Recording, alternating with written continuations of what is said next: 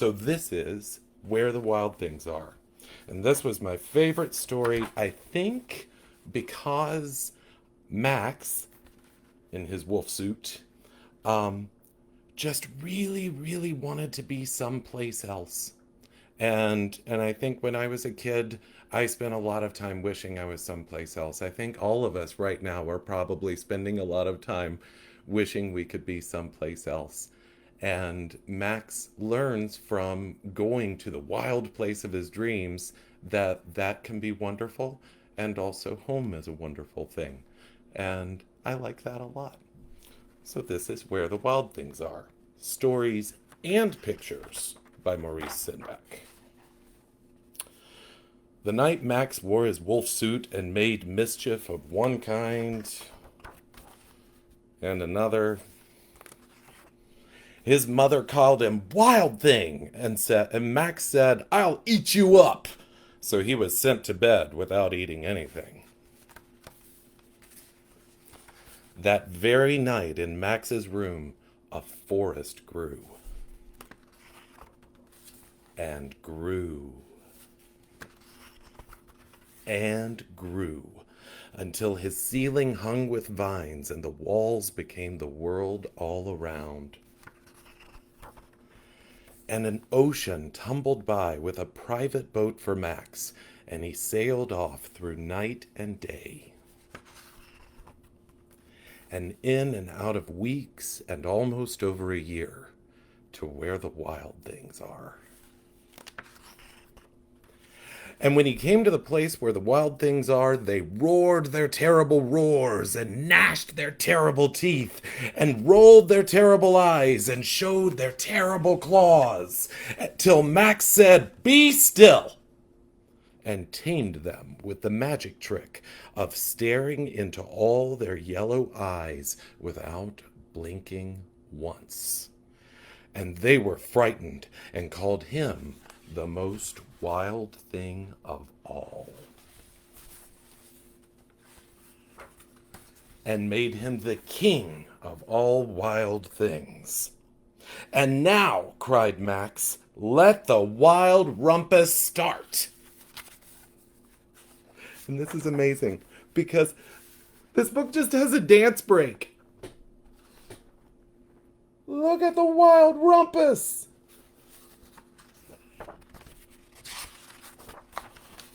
More wild rumpus.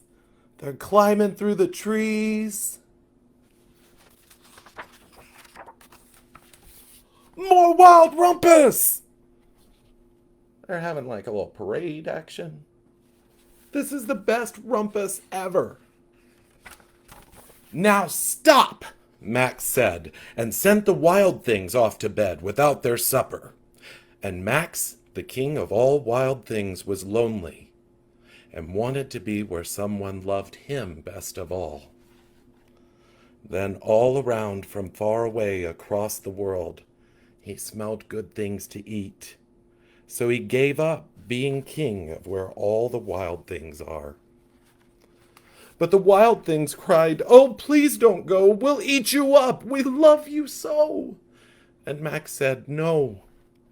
The wild things roared their terrible roars and gnashed their terrible teeth and rolled their terrible eyes and showed their terrible claws. But Max stepped into his private boat and waved goodbye and sailed back over a year and in and out of weeks and through a day and into the night of his very own room, where he found his supper waiting just for him.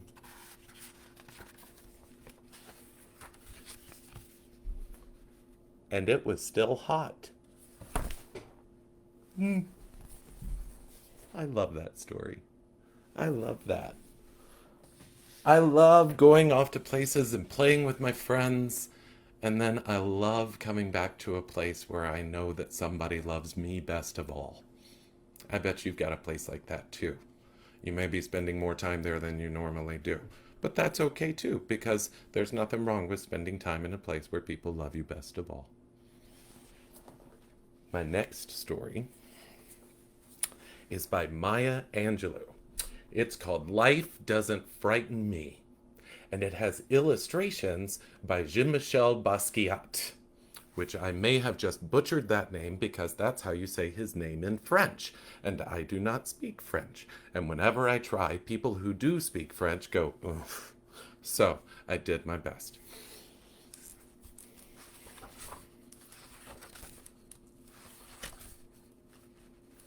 For Morgan and Lily Kate.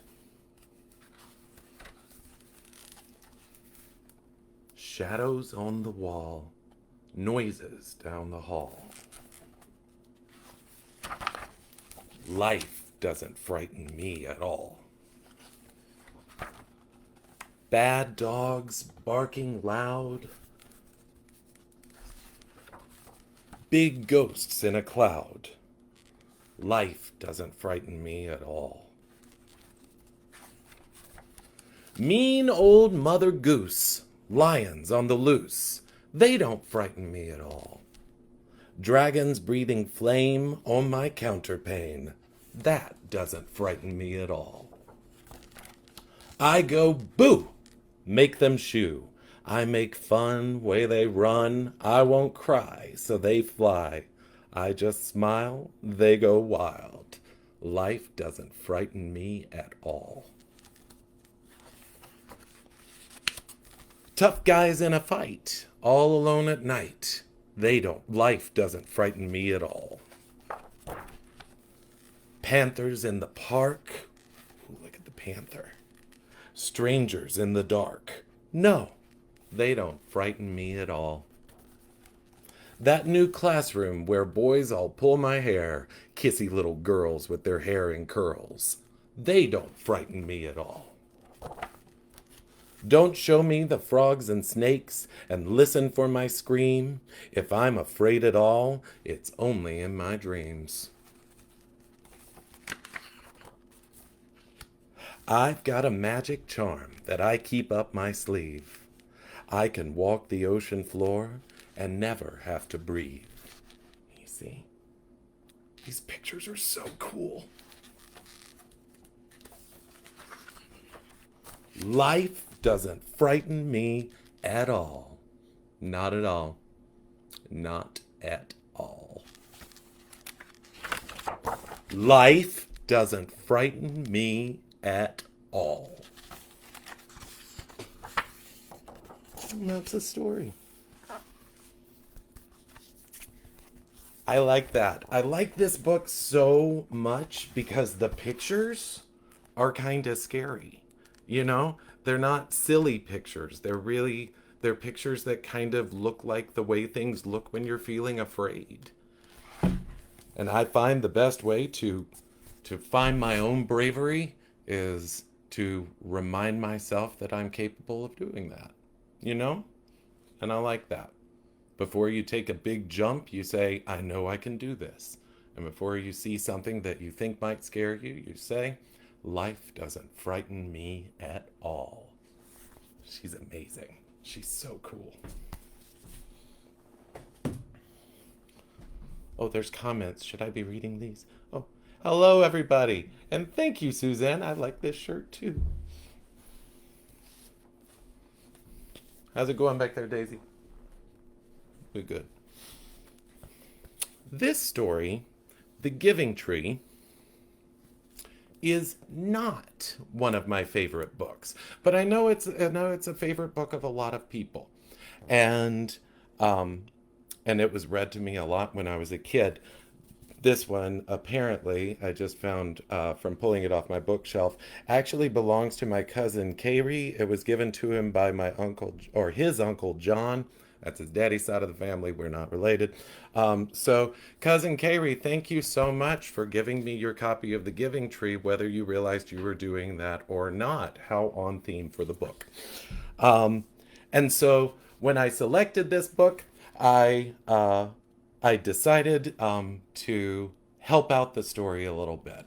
Sometimes when you hear a story over and over, it can inspire a new idea in you. And a lot of the very first stories that I told were stories that were inspired by the ones that I had heard. And so I heard all the fairy tales when I was a kid, and then that inspired me to start doing my own spin on it. And then after that, I started coming up with whole new stories that weren't based on anything that I had heard before.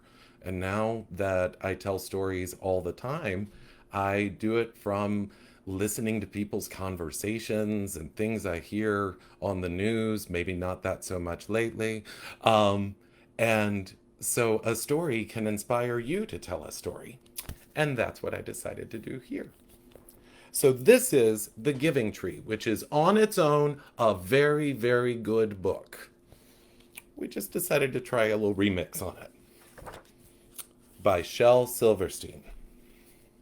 For Nikki.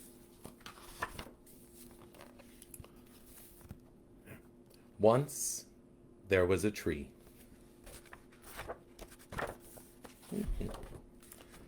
And she loved a little boy. And every day the boy would come and he would gather her leaves and make them into crowns and play king of the forest. Oh, just like Max being the king of wild things. Some little boys like to be in charge of things. He would climb up her trunk and swing from her branches. You see his feet. And eat apples. And they would play hide and go seek.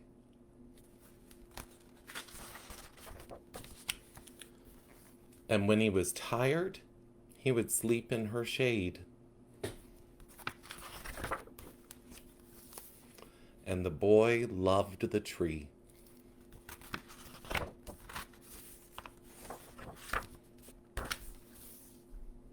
Very much. And the tree was happy.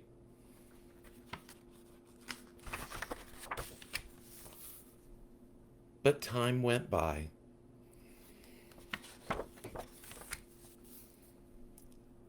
And the boy grew older.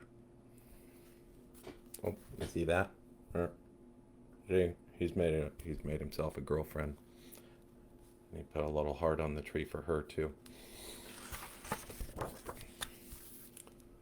And the tree was often alone. Aww. Then one day, the boy came to the tree, and the tree said, "Come, boy, come climb up my trunk and swing from my branches and eat apples and play in my shade and be happy." "I'm too big to climb and play," said the boy. "I want to buy things and have fun. I want some money. Can you give me some money?" "I'm sorry," said the tree, "but I have no money. I have only leaves and apples." "Take my apples, boy, and sell them in the city, and you will have money and you will be happy." And so the boy climbed up the tree and gathered her apples and carried them away.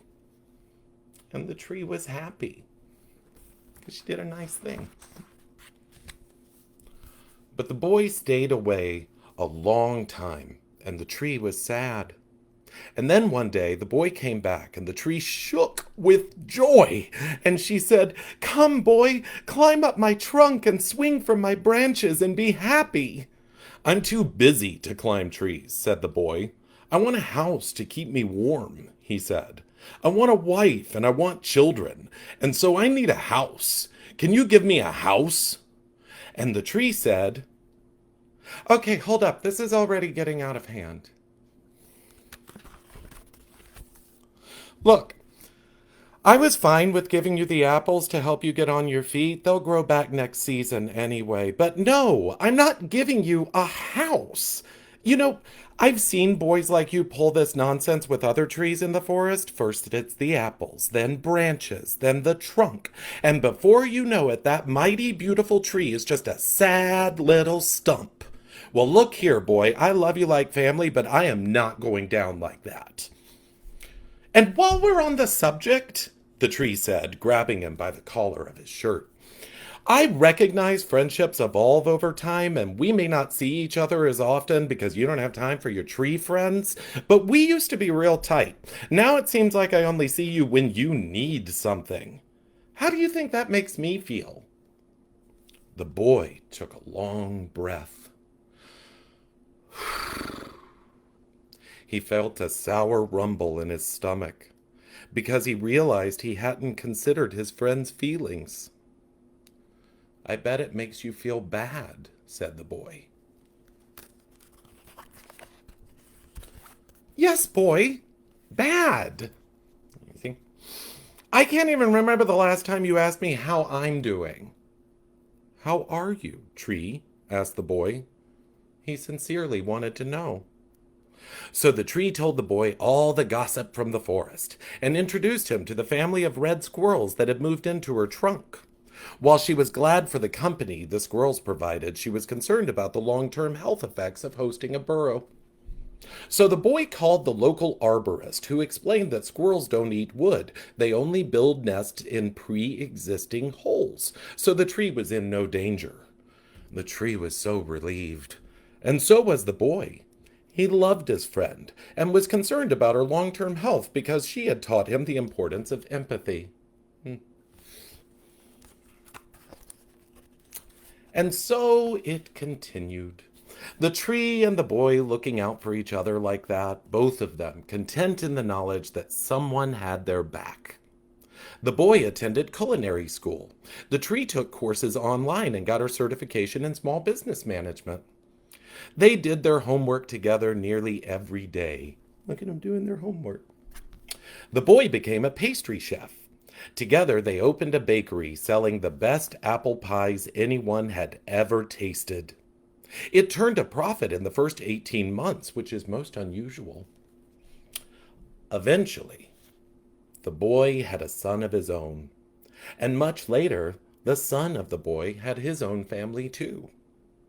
Because of their friendship, the boy was successful and fulfilled, and the tree grew wider and stronger, standing tall and beautiful in the forest for many, many, many, many years.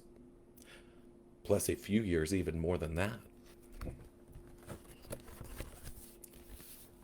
And as each generation played in her strong old branches, the tree often thought back to the fateful day when the boy had asked her for a house. In truth, she would have gladly given him her branches to build one. She would have given him her trunk to build a boat. She loved him that much. But then she would have had nothing left, not for herself nor anyone else. And there never would have been a home for the red squirrels. There'd have been no hide and seek with the boy's grandchildren, no bakery with the best apple pies anyone ever had. Setting healthy boundaries is a very important part of giving. It assures you'll always have something left to give. And so the tree was happy. Everyone was. The end.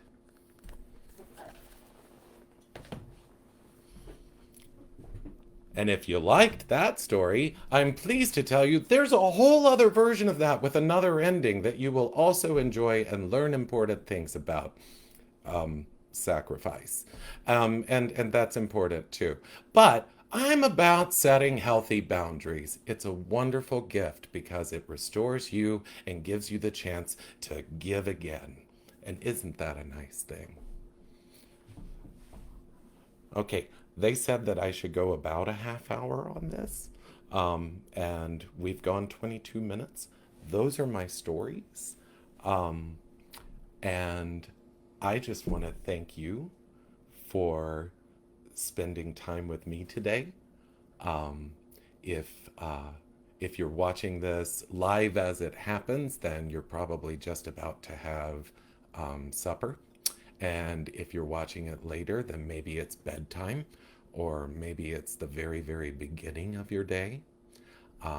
Whenever you're watching this, I hope that you find new and exciting ways to use your imagination for the time that you're at home with the people who love you best of all. And know that all of us that are gathering together to tell these stories do it because we love telling stories more than just about anything in the whole wide world. And and the thing that makes us feel most at home is when we have an audience. And so you've done a wonderful thing for me today as well. Thank you very, very much.